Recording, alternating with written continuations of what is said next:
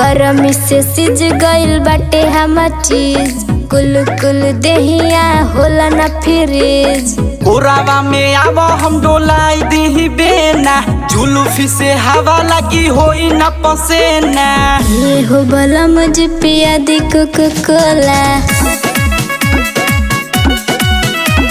छूटता पसेना बड़ी गरमी न होला। ओरावा में आवा हम डोलाई दी बेना, जुलूफी से हवा लगी होई न पसेना। गरमी से सिज गइल बाटे हमर चीज, कुल कुल देहिया होला न फ्रीज। ए हो भला मुझे पिया दी कोका-कोला, छूटता पसेना बड़ी गरमी न होला।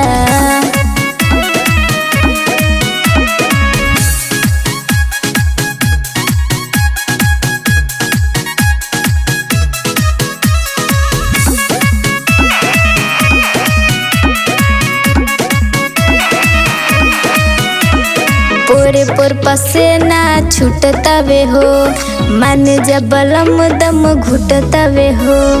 चल घुमा दी धनी खेतावा बधार, देसी हवा मिली बही शीतली बयार। ये हो भला मुझे पिया दी कोका-कोला, छूटता पसेना बड़ी गरमी न होला। ओरावा में आवा हम डोलाई दी बेना, जुलूफी से हवा लगी होई न पसेना।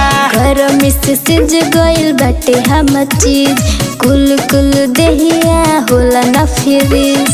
ये हो भला मुझे पिया दी कोका-कोला,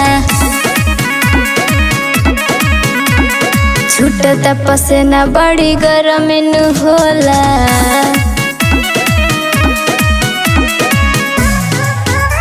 पिया दी कोका-कोला,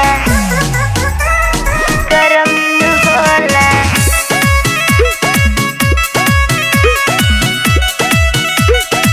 ये हो भला मुझे नाचू बापू,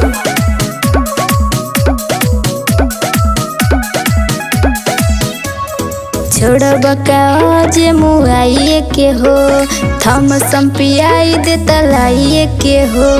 लावतानी माजा भी के सटी जाना हो, श्याम सजिला जेली पटी जाना हो।